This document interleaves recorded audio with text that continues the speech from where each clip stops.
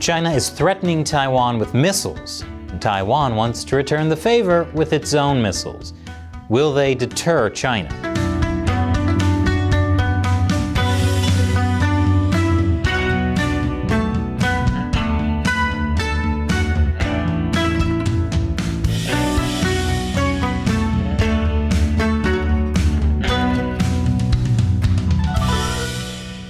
Welcome to China Uncensored. I'm Chris Chappell. Taiwan is showered with love. Recently, U.S. House Speaker Nancy Pelosi expressed her love for Taiwan with a visit, where she talked about the importance of supporting freedom and democracy. Meanwhile, China expressed its love for Taiwan in the most romantic way they know how, with missiles. That's romantic, isn't it? What gal wouldn't love that for Valentine's Day? The PLA launched military exercises off the coast of Taiwan last week, and those are still going on as of this recording. From the scale of these exercises, it's clear they were planned way before U.S. Speaker of the House Nancy Pelosi's visit to Taiwan last week. But that visit was a great excuse to launch some of these. China's biggest ever show of force in the Taiwan Strait.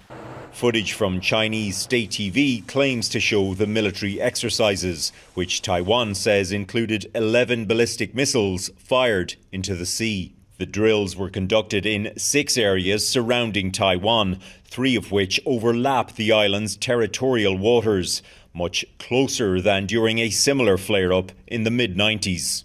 Beijing says the exercises are a legitimate defence of what China regards as its own territory. See? Love. Because what says I love you more than violent displays of possessiveness and refusing to acknowledge your independence? At this point, China is basically the bad guy in every Lifetime original movie. China even tested its hypersonic missile off the Taiwan Strait.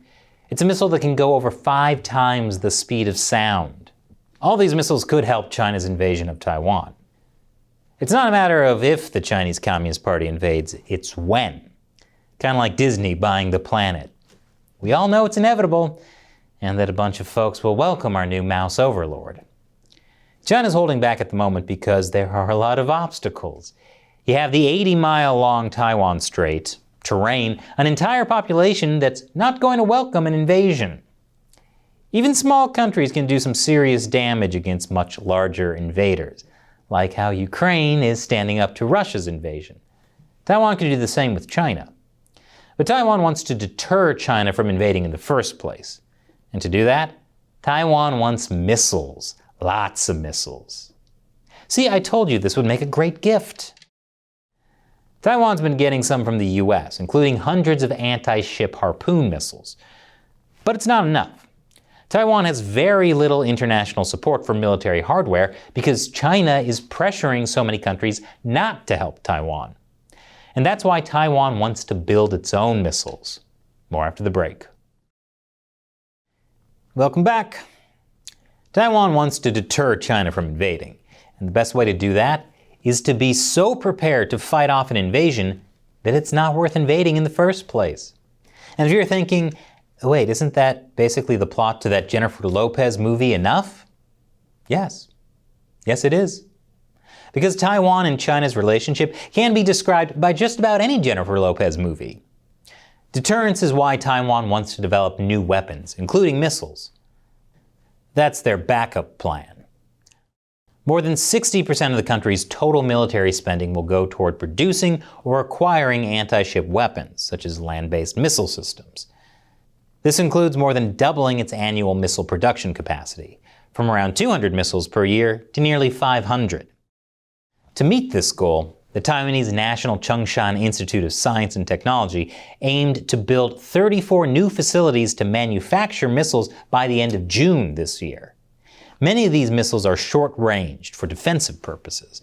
These are good for slowing down an amphibious invasion. Their defense is figuring out what to expect when you're expecting an invasion. But Taiwan's looking into missiles that go much further. One such weapon that Taiwan is developing is called the Yunfeng, or Cloud Peak. It's a medium-range, supersonic cruise missile powered by a ramjet engine and a solid fuel booster. Development for this missile first began in secret after the 1996 Taiwan Strait crisis, when China showered Taiwan with love. Fellas, if your advances are being met with her developing new weapon technology, it might be time for you to reevaluate. Cloud Peak managed to avoid public attention until 2012, but even then it was only last year that Taiwan's military officially confirmed the missile's existence. Until then, it did a pretty good job of keeping it out of sight. It's easy to see why. According to a senior researcher at the Institute for National Defense and Security Research, the Yunfeng missile is a key part of Taiwan's asymmetric warfare plan to erode China's combat capabilities. And under a project codenamed the Chine project, Cloud Peak missiles are being upgraded with dual-use technology to reach as far as Beijing and all Chinese bases south of it. This can help Taiwan take out distant command bunkers, supply facilities, runways, and even the Three Gorges Dam.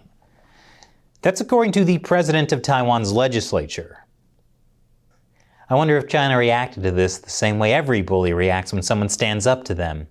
Dang, why are you being so aggro? I was just messing with you. Geez, get a sense of humor. Given that China is testing hypersonic missiles, it's no surprise that Taiwan also wants hypersonic missiles of its own. Technically, Taiwan already has missiles that can go at hypersonic speeds, over 5 times the speed of sound. For example, its air defense platform has the TK-3, a surface-to-air missile that can go at hypersonic speeds to defend against aircraft and ballistic missiles. But what makes new hypersonic missiles special is that they can maneuver in different directions at high speeds, not just a predictable trajectory. This makes them much harder for China's military to defend against. Probably because the main thing China's focused on defending in an invasion of Taiwan is their excuse for why they invaded Taiwan. Would you believe we're trying to denazify them? Earlier this year, Taiwan had set up a hypersonic missile program office. Taiwan is the world leader in semiconductor production, a key component for missile systems, so it's in a good position to build hypersonic missiles. This could pose a huge threat to China. The question is, can Taiwan afford to build up its missiles? It's not like they're expecting a shipment from some kind of money train. The US is suggesting Taiwan take a slightly different approach.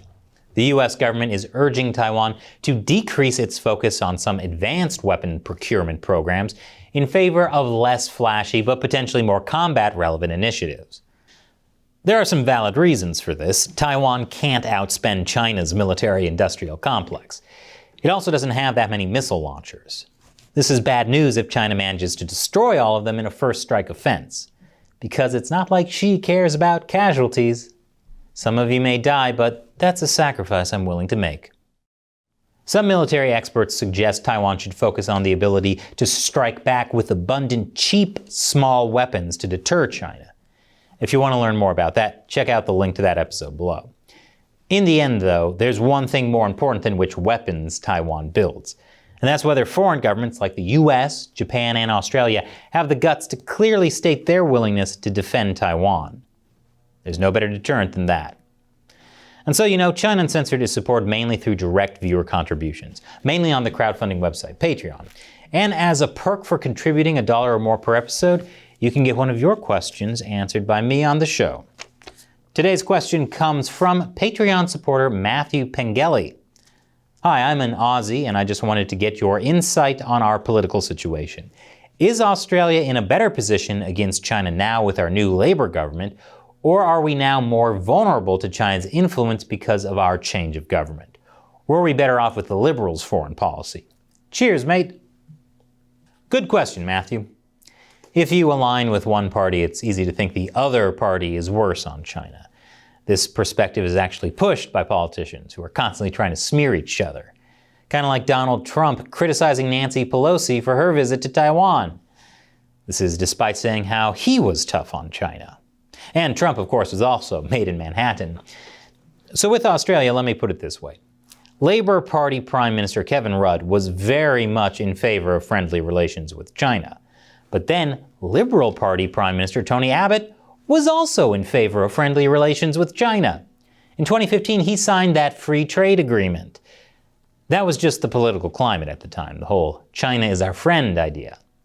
Things started to change around 2018, when a bunch of scandals broke that showed how Chinese billionaires were basically buying off Australian politicians. 2018 was also when Clive Hamilton published Silent Invasion. It exposed the Chinese Communist Party's infiltration into the Australian government at all levels and in both parties. The government began to take action, like by passing a law that finally stopped Chinese money in Australian elections. So the whole climate shifted. Then it shifted even more when China launched a trade war on Australia in 2020, after Australia called for an investigation into the origins of COVID-19. Now during that time, there were two liberal prime ministers in a row. So it's easy to see these two leaders as being tough on China and link it with their Liberal Party politics. Maybe there's some truth to that. But I also see signs that new Labour Prime Minister Anthony Albanese will be tougher on China than previous Labour leaders were. For example, one of the first things Albanese did after taking office was join the Quad meeting with Japan, the US, and India. The main focus was dealing with China getting more aggressive. So I suggest that no matter who's in power, keep pushing your leaders to stand up to the Chinese Communist Party. Ultimately, in a democracy, politicians feel pressure to do what the people want. So, as part of the people, make sure you tell your leaders how you feel. Thanks for your question, Matthew. And thank you to everyone who supports China Uncensored. Your financial contributions are the main thing that keeps this show going. Visit patreon.com/China Uncensored to learn more. You can also support us through Locals, which is more of a social media platform. Visit ChinaUncensored.locals.com. Once again, I'm Chris Chappell. Thanks for watching China Uncensored.